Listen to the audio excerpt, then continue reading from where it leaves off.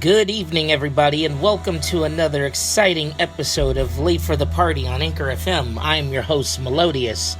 Man, we are going to get into the Quickfire review of Bumblebee. Oh my god, and I must say that this episode is going to be fun because this movie was also fun, and I think it was definitely one of the best Transformer films that I've seen, even over the animated one, which honestly I must say is kind of hard to swallow.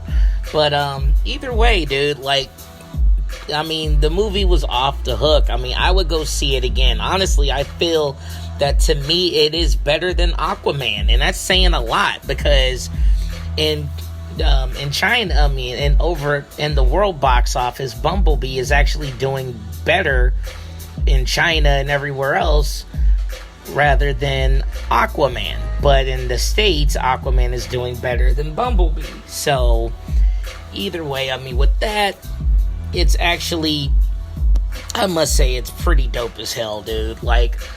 I'm shocked because honestly, I gave this movie a lot of flack when I heard that the movie was coming out, and honestly, I'm glad I kind of I'm swallowing my tongue on this one, because it was of course I don't want any film to fail, especially when it comes down to stuff that with my childhood and everything else with that, comic books, Transformers, anything involving video games and movies or anything like that. I don't want nothing to fail. I don't want nothing to fall back on.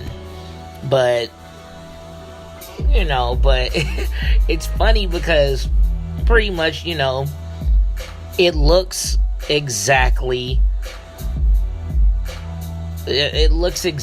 like how I entailed most of how the OG Transformers would look like, not like the Michael Bay ones, to where Michael Bay kind of made everything look all.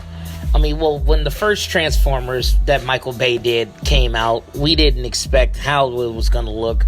We were just excited that we were finally getting a Transformers film. So, considering that, letting the first Michael Bay Transformer film slide, but the last four, it was kind of complete overkill. It looked like a mess, and it was, after a while, you just kind of get into the fact that you don't want to think of it you don't want to get the bad review. You don't want to give it a bad name.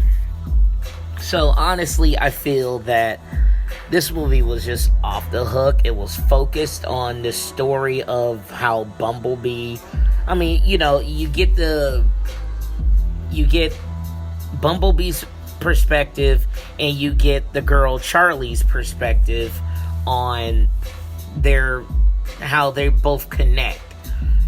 So Bumblebee, he's a young scout. He's running with Optimus, and I like how they gave him his voice, and he lost his voice box. Eventually everybody will know that.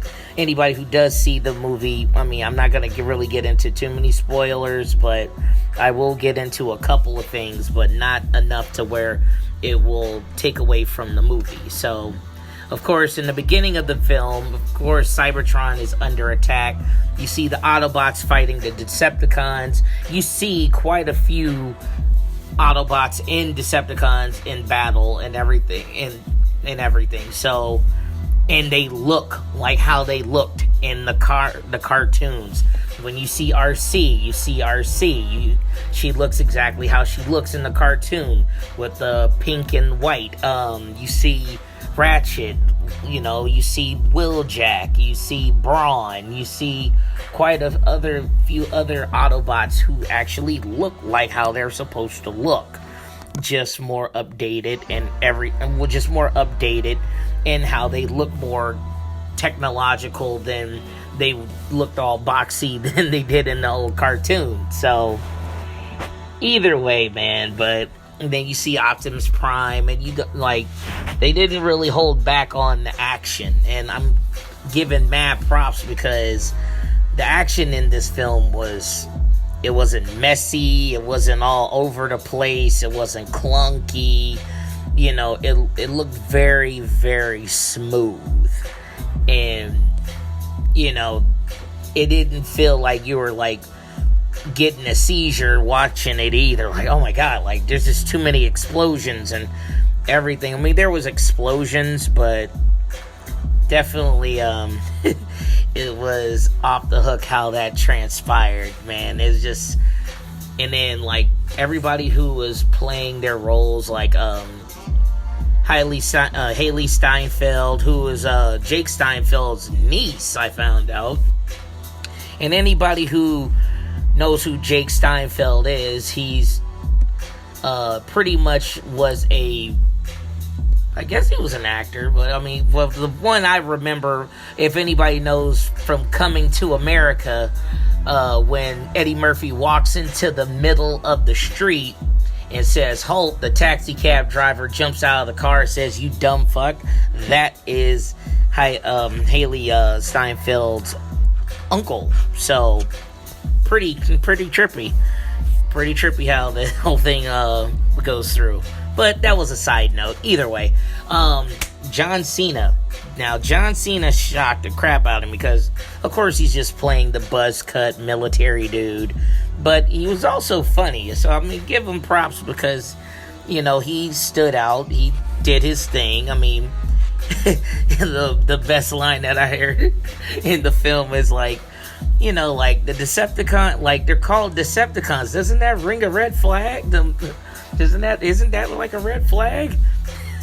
Everybody was up in the movie theater rolling when I heard that shit. And it's like, come on, guys. They're called Decepticons.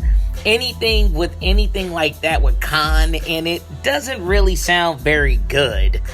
I mean, hell, the Autobots weren't even called Autobots. So, but, I mean, they weren't calling they called themselves Autobots, but I mean, during the battle, you didn't really hear much about it. Because, well, of course, somehow Bumblebee lost his voice somewhere along the line. So, either way, man. But the movie was off the hook. It was based in 1987. So, of course, it's like a throwback to like how in the 1980s Transformers actually came out. So definitely it was dope. I like how they were throwing a lot of cliched 80s stuff that was going on. I give props to they had hot dog on a stick. Every 80s kid has to at least have a hot dog on a stick somewhere. They were playing a lot of jams. We're talking about Duran Duran. We're talking about the Smiths. They're playing a lot of stuff. Even freaking Michael Bolton. No, not Michael Bolton. It wasn't. No, he didn't sing "Bring Me a Higher Love." I forgot who. No, it wasn't Michael Bolton. Either way, but overall, dude, the action was dope.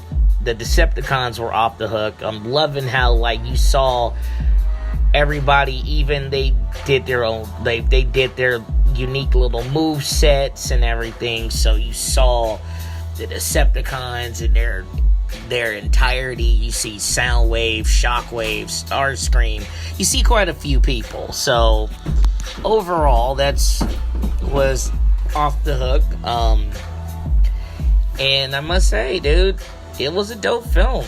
It was a very, very excellent film. It's just sad because the film also did not do so. I mean, I wouldn't say it didn't do so well, but it's just the fact that when the film, the last Transformers film, Transformers Last Night came out, a year ago.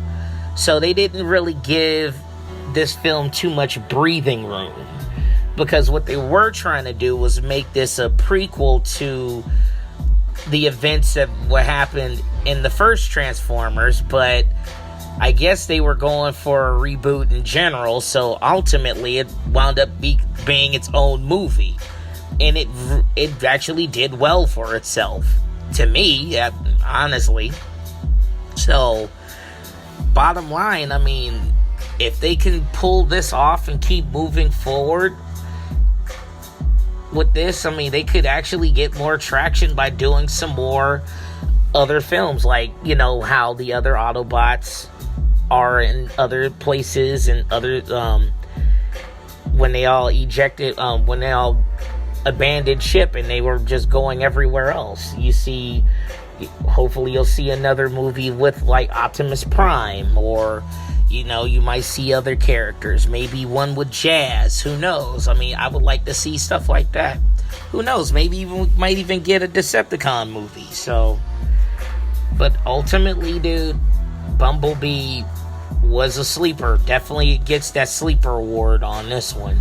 So definitely I give Bumblebee a solid 9. Definitely a solid 9 on my rating, because I did not expect it to be that damn good. Of course, there was some minor things about it that, I mean, but even with the minor things, it's hard to, like, really pinpoint what was so minor. Like, some things that was just like, it wouldn't take away from the story or anything like that. So, bottom line, I give it a solid 9. So, but yeah, man, that is the Quickfire review for Bumblebee. And like I said, you guys go check that out. It's been out for quite a while now, so you can catch it on the matinee and everything else, because I'm definitely going to go see it again. So, this is the Quickfire review for Late for the Party. So, you guys check out, like, comment, subscribe, share, and support the podcast. So, like I said, and always, this is Melodious signing off, and as always, y'all, it's never be late for the party, but just keep that party going.